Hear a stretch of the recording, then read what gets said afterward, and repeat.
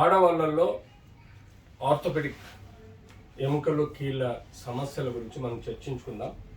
ముఖ్యంగా ఆడవాళ్ళల్లో పిల్లల్లో మనకు న్యూట్రిషనల్ డెఫిషియన్సీ అంటే తీసుకునే ఆహారంలో కాల్షియం, విటమిన్ డి, ఇతరత్ర మినరల్స్ సఫిషియెంట్గా లేనప్పుడు, ఇంబ్యాలెన్స్ ప్రోటీన్, కార్బోహైడ్రేట్, ఫ్యాట్ ఉండటం వలన కొన్ని న్యూట్రిషనల్ డిజార్డర్స్, అందులో రికెట్షియా అనే డిజీజెస్ చిన్నపిల్లల్లో, అమ్మాయిలలో సమస్యలు వస్తాయి. దానివల్ల ఎముకల దగ్గర వాపు రావడం, ఎముకలు వంగిపోవడం, ఎముకలలో కీళ్ళల్లో నొప్పి రావడం అనేది మనం చూస్తాం.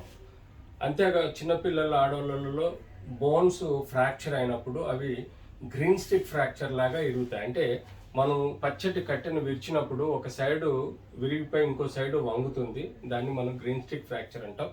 సో ఆ ఫ్రాక్చర్స్ని మనం ఎక్కువగా చిన్నపిల్లల్లో, ఆడవాళ్ళలో చూస్తాం.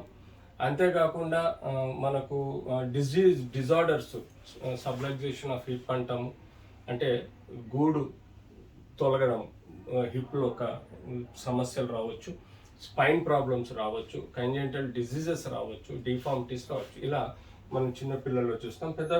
పెద్దవాళ్ళల్లో, ఆడవాళ్ళల్లో 40 దాటిన వాళ్ళలో బికాజ్ ఆఫ్ ఆస్టోపోరోసిస్ కానీ, లేకపోతే మనకు విటమిన్ డి, కాల్షియం డెఫిషియన్సీ వల్ల కానీ, హార్మోనల్ ఇంబ్యాలెన్స్ వలన కానీ మనకు ఆస్టోపోరోసిస్ అనే వ్యాధి అంటే బొక్కలలో బలహీనత ఉండడాన్ని ఆస్టోపోరోసిస్ అంటాం. దానికి తోడు స్నాపింగ్ ఆఫ్ హిప్ అంటే హిప్ ఏదైతే బాల్ జాయింట్ ఉంటుందో అది కొంత పక్కకు జరగడం, దాన్ని సబ్లక్సేషన్ కూడా అంటాము.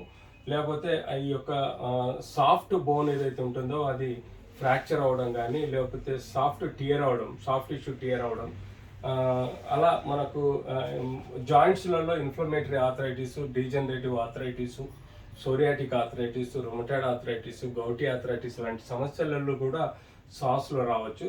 అలాగే మనం చూస్తే ఇక్కడ ఈ యొక్క జాయింట్ దగ్గర ఉండే సమస్యలలో ఎక్కువ శాతం మనకు ఈ జాయింట్లో ఉండే ఈలియోసాస్ మజిల్కు, కండరానికి, బోన్కు మధ్యలో ఉండే గ్రంథి, దాన్ని బర్స అంటాము, అది ఇన్ఫ్లమేషన్ అవడం, సమ్టైమ్స్ థై మజిల్స్లో, హ్యామ్స్ట్రింగ్ మజిల్స్ డ్యామేజ్ అవడం, ఇలా మనం ఎన్నో సమస్యలు చూస్తాం. ఎక్కువగా ఈ మధ్య కాలంలో ఆడవాళ్ళల్లో ఈ కీళ్ళ నొప్పి రావడానికి, కండరాల నొప్పి రావడానికి మెయిన్ కారణము ఈ కోవిడ్ తర్వాత ఈ వైరస్ల బారిన పడ్డ వాళ్ళు ఎక్కువగా ఆ వైరస్ యొక్క స్పెసిఫిక్ ఎఫెక్ట్ మనకు జాయింట్లలో ఉండే సైనల్ ఫ్లూయిడ్లో అక్యుములేట్ అవడం, అవి ఎక్కువ నెలలు ఆ జాయింట్లో పెయిన్ రావడం, ఆ జాయింట్స్ కదలడానికి ఇబ్బందిగా ఉండడం, ఇది కామన్గా మనం ఈరోజు చికెన్ గున్యాలో ఎలాగైతే కీళ్ళవాతం వస్తుందో అలా ఈ వైరల్ డిసీజెస్ వల్ల మనకు కీళ్ళ నొప్పులు, కండరాల నొప్పులు ఎక్కువగా చూస్తుంటాం.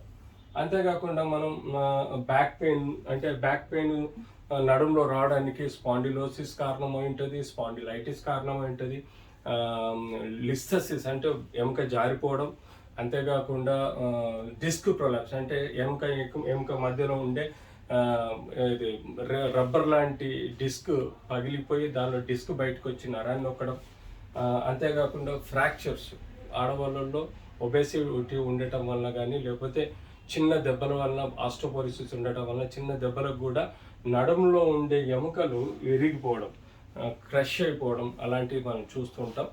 అంతేకాకుండా మనం బోన్ ట్యూమర్స్ చూస్తాం. అంటే నడుము యొక్క బోన్లో గడ్డలు చూస్తాం.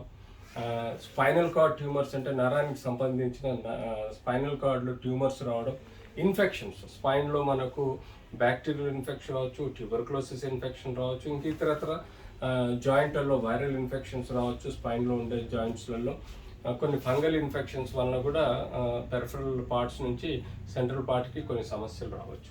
ఇలా మనం ఆడవాళ్ళల్లో మెన్స్ట్రల్ పీరియడ్ టైంలో ఎక్కువగా బ్లీడింగ్ అవడం, అనీమియాకు లోన్ అవ్వడం కొన్ని కారణాల వల్ల, అంతేకాకుండా కొన్ని డిజీజెస్, పెల్విక్ ఇన్ఫ్లమేటరీ డిజీజ్ అంటాం ఆడవాళ్ళలో. పెల్విస్ అంటే గర్భసంచిలో కానీ ఎక్కడైనా ఇన్ఫెక్షన్ ఉంటే దాని యొక్క నరాలు వెన్నుపూస నుంచి వస్తాయి కాబట్టి ఆ రేడియేటింగ్ పెయిన్ అనేది మనం ఎక్కువగా నడుములో చూస్తాం. అంతేకాకుండా ఆడవాళ్ళలో కిడ్నీలో ఇన్ఫెక్షన్స్ కానీ, నాళం సన్నగా చిన్న సైజుది ఉంటుంది కాబట్టి రీప్రొడక్టివ్ ఆర్గన్స్ దగ్గర ఎక్కువగా మనకు ఇన్ఫెక్షన్స్ సోకడం వల్ల కిడ్నీకి ఇన్ఫెక్షన్స్ వచ్చేసి అది కూడా బ్యాక్ పెయిన్గా మనకు తెలుసుకోవడం జరుగుతుంది. ఇలా మనం ఎన్నో కారణాలను మనం ఆడవాళ్ళలో చూస్తాం కాబట్టి యూజువల్గా దీన్ని క్లినికల్ డయాగ్నోసిస్ చేసుకోవాలంటే ఫస్ట్ పేషెంట్ హిస్టరీ తీసుకోవాలి, తర్వాత డ్యూరేషన్ ఆఫ్ ద పెయిన్ చూసుకోవాలి, తర్వాత క్వాంటిటీ ఆఫ్ ద పెయిన్ చూడాలి, తర్వాత క్యారెక్టర్ ఆఫ్ ద పెయిన్ చూడాలి.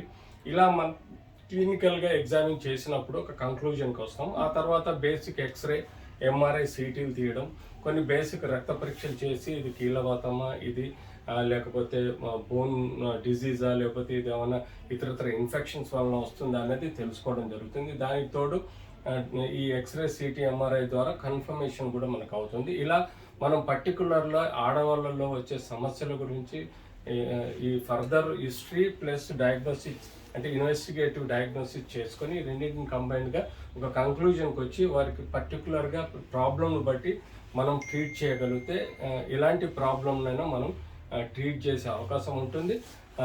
అందులో స్పెసిఫిక్ డయాగ్నోసిస్ ప్రకారం స్పెసిఫిక్గా ట్రీట్ చేయాల్సిన అవసరం ఉంటుంది. Next question.